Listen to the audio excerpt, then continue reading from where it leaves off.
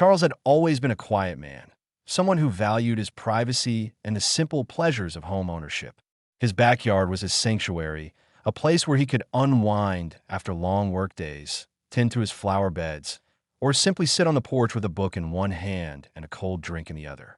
He had moved into this neighborhood years ago, drawn to its peaceful atmosphere and the promise of a hassle-free suburban life. For the most part, things had been just as he expected. The neighbors were friendly but kept to themselves. There were no loud parties or nosy intrusions, and everyone respected the boundaries of private property. That was until Mr. Ross moved in. The first time Charles noticed something unusual was on a Sunday morning. He had just stepped outside to water his plants when he saw two young kids racing across his yard, their sneakers tearing up the fresh grass as they shrieked with laughter. He frowned, glancing around to see where they had come from. His yard wasn't a public park, and as far as he knew, none of his immediate neighbors had young children. "Hey, kids," Charles called, keeping his tone neutral but firm. "Where do you live?" The two children, a boy and a girl who looked no older than 7 or 8, skidded to a stop. The boy pointed toward the house next door, the one that had recently been bought by an older man Charles had seen only a handful of times. "We live with Grandpa now," the little girl said cheerfully before running off again. The boy followed, kicking up dirt as they sprinted across the lawn and back through the side gate into their own yard. Charles sighed, but decided to let it slide. Kids were kids, and maybe they hadn't realized they were on someone else's property. He figured he'd introduce himself to their grandfather later and politely ask him to keep an eye on them. The next day, it happened again. This time, the children weren't just running. They had set up an entire play area. A small inflatable pool sat in the middle of Charles's grass, and a jumble of bicycles and plastic toys were scattered all over his carefully tended lawn. His flowers, which he had spent months nurturing, had been trampled beyond recognition. Charles's jaw tightened. This wasn't an accident. He walked over to the fence and called out, "Excuse me." It took a moment, but eventually the back door of the house next door opened, and a heavy-set older man stepped out onto the patio. Mr. Ross. He had the look of someone who had spent most of his life giving orders and expecting people to listen. He barely glanced at Charles before settling into a patio chair with a grunt. "Something wrong?" he asked, taking a sip of his beer. Charles gestured to the mess in his yard. "Your grandkids have been playing in my backyard. I need you to keep them on your side of the fence." Mr. Ross gave a dismissive chuckle. "Ah, they're just kids. What's the harm?" Charles folded his arms. "The harm is that this is my yard. They're trespassing, and they've already ruined my flower beds." Ross waved a hand as if brushing off an annoying fly. "Oh, come on. You don't even have kids. What do you need a yard for? My grandkids don't have much space to play over here, and your yard's perfect for them. You should be happy it's getting some use." Charles couldn't believe what he was hearing. "That's not how this works," he said, his voice clipped with irritation. "This is my property. I don't owe anyone access to it. I'm asking you nicely, keep them out." Ross let out an exaggerated sigh and finally looked directly at Charles. All right, I'll talk to them." But his tone made it clear that he wasn't taking the request seriously. Charles went back inside, but his gut told him this wasn't over. Sure enough, by the end of the week, the kids were back. They had dragged over a small trampoline and placed it right on Charles's lawn. This time, Charles didn't even bother with Ross. He went straight to the kids and told them to leave. They pouted, but eventually shuffled off. That night, Charles heard someone knocking at his door. He opened it to find Ross standing on his porch, arms crossed over his chest. "You really had to make a big deal out of it." "Huh," the older man sneered. "They're just kids. You could have let them play for a little while, but no, you had to go and scare them." Charles was taken aback. "I didn't scare them. I told them they needed to leave because, again, this is my yard." Ross shook his head in exaggerated disappointment. What kind of man gets this bent out of shape over a couple of kids having fun? Charles clenched his jaw. "The kind of man who respects private property. I've asked you nicely. This is my last warning. Keep them off my land." The next morning, Charles woke up to find chalk drawings all over his driveway, clearly made by the kids. Harmless enough, but a direct act of defiance. He also found a baseball lodged into his flower beds. A few days later, he spotted the kids back in his yard when he arrived home from work. When they saw him, They ran off, giggling as if it were some sort of game. Charles had had enough. It was time for a permanent solution. He called a fencing company that afternoon. The fencing company arrived 2 days later, their trucks rumbling down the quiet suburban street early in the morning. Charles had wasted no time in setting up the installation. If polite requests and direct warnings weren't enough to keep Mr. Ross's grandkids out of his yard, a physical barrier would do the job. He stood on his porch with a cup of coffee in hand, watching as the workers unloaded supplies, sturdy wooden panels, concrete posts, and tools, preparing to put up the fence that would put an end to this nonsense once and for all. By mid-morning, the digging had begun. The workers moved efficiently, carving out space for the posts along the property line. Charles could already feel a sense of relief washing over him. Finally, he wouldn't have to deal with chalk-covered driveways, trampled flower beds, or toys scattered all over his lawn. His patience had been stretched thin, but this was the final step. It wasn't long before Mr. Ross took notice. The first sign of trouble came in the form of a loud, irritated voice from the other side of the yard. "Hey, what the hell is this?" Charles sighed, already expecting this reaction. He turned to find Ross standing on his patio, arms crossed, a deep scowl creasing his weathered face. "It's a fence," Charles said calmly, taking another sip of his coffee. "You can't just put up a damn fence." Ross barked, stepping closer to the property line. "This is ridiculous." Charles arched an eyebrow. "Actually, I can. It's my property. I got all the permits, and I don't need anyone's permission to install a fence on my own land." Ross's face turned red. "This isn't just your neighborhood. You're ruining the whole look of the block with this thing." Charles let out a dry laugh. "Oh, so now you care about aesthetics? That's funny. You didn't seem to mind when your grandkids were leaving their bikes all over my lawn." Ross's eyes flashed with anger. "You're acting like a damn tyrant over some kids playing outside." Charles had had enough of this argument. He wasn't going to stand here justifying himself to a man who had no respect for boundaries. He turned to walk away, back toward his house. "Do whatever you want," he said over his shoulder. "The fence is going up. End of discussion." But Ross wasn't finished. "You think you can just wall yourself off from the rest of us? Fine, but don't expect the neighborhood to be friendly anymore."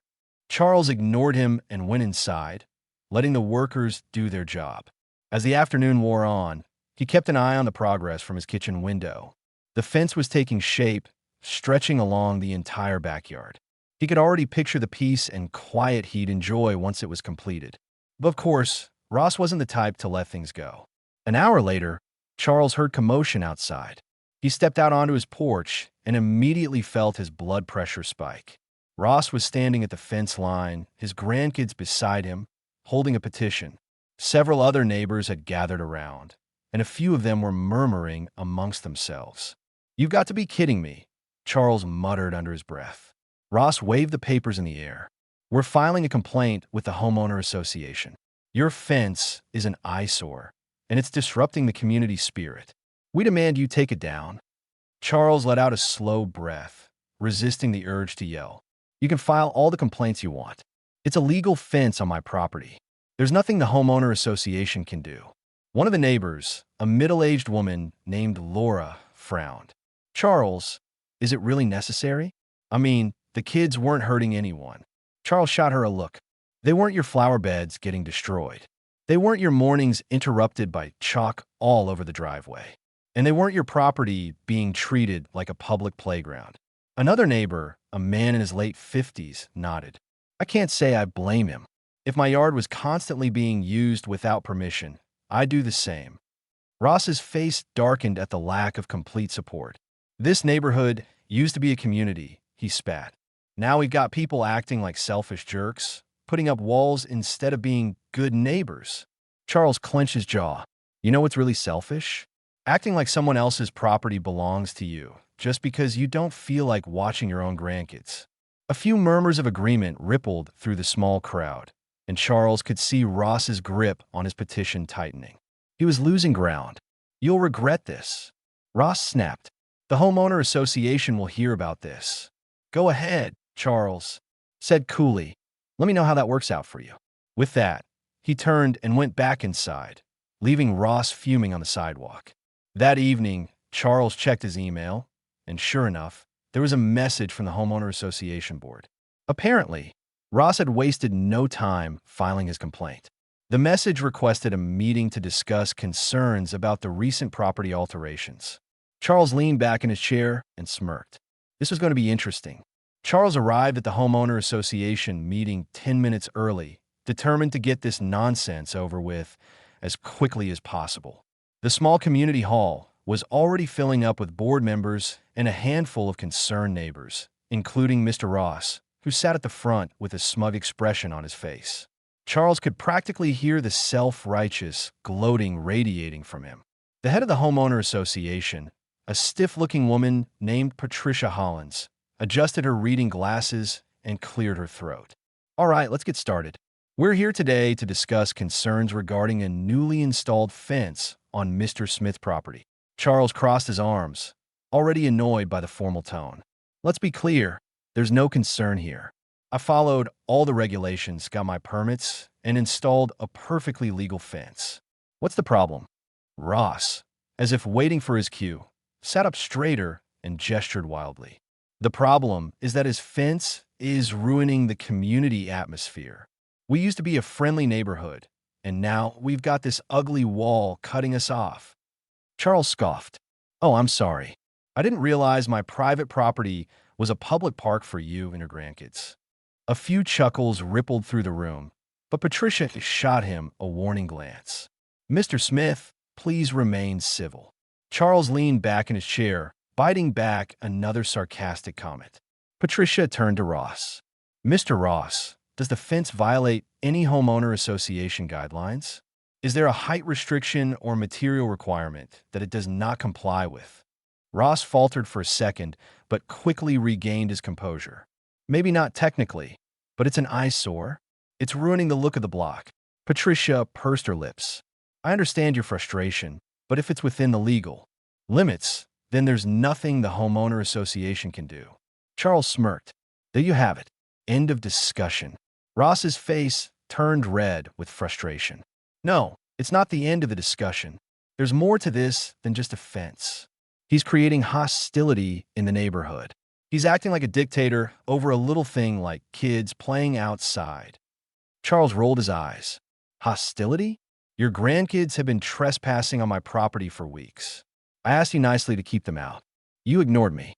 I put up a fence to solve the problem, and now I'm the bad guy. Patricia sighed, rubbing her temples. It was clear she wanted to be anywhere else but here. Look, Mr. Ross, unless there's a legitimate rule violation, the homeowner association cannot force Mr. Smith to remove his fence.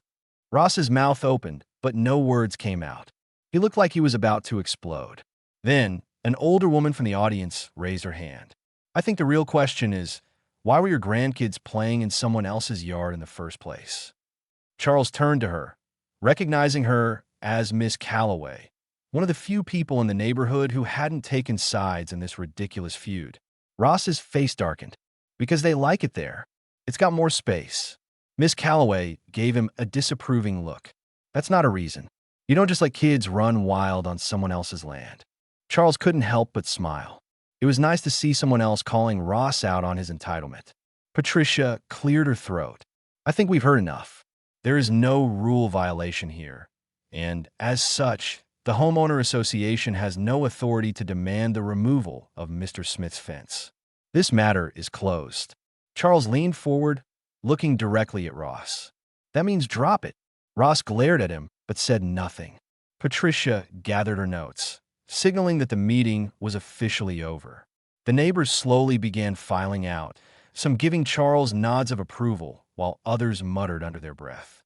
Charles had won, or so he thought. When he got home that evening, something immediately fell off.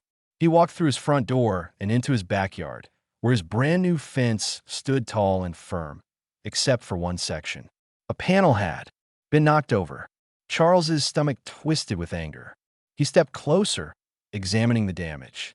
The wood was splintered at the base, not just from an accident, but from deliberate force. Someone had tried to push it down. His mind immediately went to Ross. Charles clenched his fists. This wasn't just petty complaints to the homeowner association anymore. This was vandalism. and he was done playing nice. The next morning, Charles installed security cameras. He had a feeling this war was far from over. Charles wasted no time after discovering the vandalism to his fence. He went online that same night and ordered a set of high-resolution security cameras with motion detection. If someone, and he was sure he knew exactly who, was trying to intimidate him into removing the fence, they were in for a rude awakening. He wasn't the kind of person to be bullied, and he sure as hell wasn't going to let a petty, entitled neighbor get away with destroying his property. By midday the next day, the cameras had arrived. Charles spent the afternoon installing them, positioning them strategically around his house, making sure every angle of his yard was covered. One camera faced the fence directly. Another overlooked his driveway. A third had a full view of his back patio. He wasn't just preparing for more vandalism. He was making sure he had proof when it happened again. And he knew it would happen again. Sure enough, it didn't take long. That night, Charles was woken up by a notification on his phone. The security app displayed an alert, motion detected. His pulse spiked. He immediately opened a live feed and squinted at the grainy black and white footage. There on the screen was a shadowy figure standing by the fence. Charles bolted out of bed, grabbed the flashlight he kept by his nightstand, and rushed outside. The cool night air hit his face as he stepped onto his back porch. He flicked on the flashlight and pointed it straight toward the fence. And there he was, Mr. Ross. The old man was standing near the section of the fence that had been knocked over the night before, his hand gripping the wooden. The panel. He hadn't had time to do any real damage yet, but it was clear what his intention had been. "Are you kidding me?" Charles bellowed, making Ross jolt in surprise. The old man straightened, trying to compose himself, but the guilty expression was clear on his face. "What the hell are you doing out here?" he snapped, as if Charles was the one in the wrong. Charles marched forward, his flashlight beam cutting across the yard. "I could ask you the same thing. Trying to break my fence again, old man." Ross scoffed. "That fence is ruining the neighborhood. I'm just fixing the mess you made." Charles let out a sharp laugh. "Oh, is that what we're calling trespassing and vandalism now? Fixing a mess." Ross pointed an accusatory finger at him. "You don't belong here. You're turning this place into a prison yard with that damn fence." "Everyone agrees with me." Charles took another step forward, anger burning in his chest. "Everyone? You mean you? Because last I checked, the homeowner association shut you down. This isn't your property, Ross. You don't get to decide what I do with it." The old man's face twisted into something ugly. "You're a selfish, bitter little—" Charles cut him off. "Let me make this real simple for you. If you touch my fence again, I will call the police. In fact," he held up his phone, "I've got you on camera right now. Want me to go ahead and send this to them?" Ross's mouth opened, then closed. He glanced around as if realizing he had no escape. He had been caught red-handed. Charles didn't give him a chance to respond. "Get the hell off my property." Now, for the first time, Ross looked uncertain. He hesitated, but then, muttering under his breath, turned and stomped away toward his house.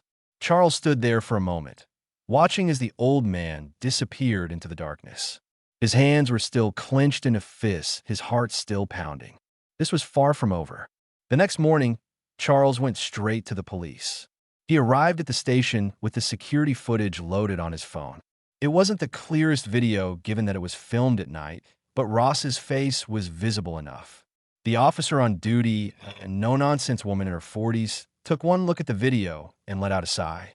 "Mr. Smith, has he actually damaged your property again? Or was he just standing near it?" Charles gritted his teeth. He already broke part of the fence once. He was out there again last night, trying to do it again. This time I caught him. The officer pursed her lips. "Technically, standing near your fence isn't enough for us to press charges. Yet. But," she added before Charles could protest, "this does give us something to work with. We can have an officer go talk to him. A formal warning might make him back off." Charles wasn't satisfied, but it was better than nothing. "Fine. Do it. He needs to understand that this isn't a joke." The officer nodded, typing something into her computer. "We'll send someone over today." Charles left the station feeling a little better, but still wary. A warning was good, but Ross had already proven that he didn't respect boundaries. Would a visit from the police really scare him off? That question was answered later that evening. Charles was in his living room when he heard the unmistakable sound of sirens outside. He looked through the window and saw a police car parked in front of Ross's house. Two officers were standing at the door, talking to the old man. Ross was red-faced, gesturing wildly, clearly arguing with them. Charles couldn't hear the conversation, but it was obvious that Ross was furious. Then something unexpected happened. One of the officers turned him around. They were handcuffing him. Charles's eyes widened. He hadn't expected that. As Ross was led toward the police car, his voice carried across the street. "This is ridiculous. I didn't do anything. That bastard's ruining this whole neighborhood." Charles stepped onto his porch just as the officers opened the car door. One of them glanced his way and gave a small nod. Charles crossed his arms and smirked. "I guess some people just don't learn." Ross shot him a murderous glare before being shoved into the back seat. Charles watched as the car pulled away. Maybe, just maybe, this war was finally over. But something in his gut told him this wasn't the last he'd hear from Mr. Ross. Charles had watched Ross get hauled away in a police car, but he knew better than to assume it was over. People like Ross, the entitled, the stubborn, the ones who refused to accept when they had lost, never went down without a fight. Charles had spent enough time dealing with his nonsense to know that this was just a temporary win. The real question was, what would Ross do next? And Charles didn't have to wait long for the answer. The next morning, Charles woke up to the sound of his doorbell ringing. Aggressively, it was barely 7 in the morning. Groggy but alert, he grabbed his phone and checked the security camera feed. His eyebrows shot up. Standing on his porch, looking far too smug for someone who had been arrested just hours before, was Mr. Ross. Charles cursed under his breath. He wasn't sure how Ross had gotten out so fast, but he had a sinking feeling the man had pulled some strings, maybe called in a favor from an old buddy, or paid his way out of trouble. Either way, Charles wasn't in the mood to deal with him. He considered ignoring it, letting the old man pound on the door until he got tired and left. But something told him that would just make things worse. Ross wasn't the type to let things go. Charles took a deep breath, squared his shoulders, and pulled the door open. "Morning, Smith," Ross said, voice dripping with fake friendliness. Charles didn't bother responding. He leaned against the door frame, arms crossed. "Didn't think I'd see you so soon," he said coolly. "Figured you'd still be cooling off in a holding cell." Ross chuckled, shaking his head. "Oh, please, they had nothing on me. Just a little chat down at the station, that's all." Charles narrowed his eyes. "Right, a chat. And now you're here, banging on my door at the crack of dawn. What do you want, Ross?" The old man's smile didn't quite reach his eyes. "Just thought I'd come over and say my piece." Man to man. Charles exhaled through his nose. He already knew this wasn't going to be anything civil, but he gestured for Ross to continue. "You think you won, don't you?" Ross said, stepping slightly closer. "You think getting me arrested makes you some kind of big shot, some hero?" Charles rolled his eyes. "I think it means I'm done playing games. You broke my fence. You trespassed. You harassed me. You got what you deserved." Ross's smile vanished. "You don't belong here, Smith. This neighborhood, this community was fine before you came along with your fence and your complaints." Charles let out a short, humorless laugh. "You mean before I told you no? Before I refused to let you and your grandkids treat my property like it's your personal playground?" Ross's jaw clenched. "That fence is coming down," he said, voice low. Charles shook his head. "Not happening." Ross took another step forward, but Charles held his ground. The tension between them was thick, almost suffocating. Charles had dealt with a lot from this man, but something about him now, standing there, looking at Charles like a predator sizing up its prey, felt different. More dangerous. "You're going to regret this," Ross murmured. "I promise you that." Charles's hand tightened around the door handle. "Get off my porch, Ross." The old man smirked. "See you around, neighbor." Then he turned and walked away. Charles shut the door and locked it, but his gut told him this wasn't over. He had seen something in Ross's eyes, a glint of something unhinged. The way he spoke, the way he carried himself. This wasn't just a petty dispute anymore. This was personal, and that made him unpredictable. Charles spent the next few days on high alert. He double-checked the security cameras, made sure the footage was saving properly, even added an extra motion sensor light in the backyard. But for a while, nothing happened. Then one night, Charles was woken up by an alarm blaring from his phone. Motion detected. Backyard. His stomach dropped. Charles grabbed his baseball bat, the one he kept by his bed, just in case, and rushed to the back door. He pulled up the camera feed on his phone as he went, and there it was. A figure was standing in his backyard, right by the fence. Charles's heart pounded in his chest. He gripped the bat tighter and threw open the back door, stepping out onto the porch. "Ross!" he shouted. The figure turned. Only it wasn't Ross. Charles's breath caught in his throat. It was one of his grandkids, a boy no older than 10, standing there with a hammer clutched in his small hands. Charles froze. What the hell? Before he could react, the boy turned and bolted, dropping the hammer in the process. He scrambled over the fence and disappeared into Ross's yard. Charles stood there, heart racing, staring at the abandoned hammer on the grass. What kind of man sends his grandkid to do his dirty work? Charles wasted no time. He called the police. This time, he wasn't playing around. By the time the cops arrived, Ross was standing in his front yard, arms crossed, looking completely unfazed. The officers knocked on his door, asked him some questions, and eventually, after watching the security footage, made their decision. Ross wasn't just getting a warning this time. They arrested him on the spot. Charles stood on his porch, watching as the old man was led away again. But this time, Ross wasn't yelling or fighting. This time, he just stared at Charles. A long, hard stare, one that sent a chill down Charles's spine. But it didn't matter anymore. Ross had finally crossed a line that even the law couldn't ignore. In the following days, Charles learned that Ross had been charged with endangering a minor, trespassing, and harassment. His family came to bail him out, but the damage was done. His reputation in the neighborhood was in ruins. And as for Charles, Charles reinforced his fence, installed more security, and, for the first time in weeks, he finally relaxed. A few weeks later, a for sale sign appeared in Ross's yard. Charles never saw him again, but every once in a while, when he sat on his porch enjoying the peace and quiet of his yard, he'd remember that final look Ross had given him. That look that promised this wasn't over. But if Ross ever came back, Charles would be ready.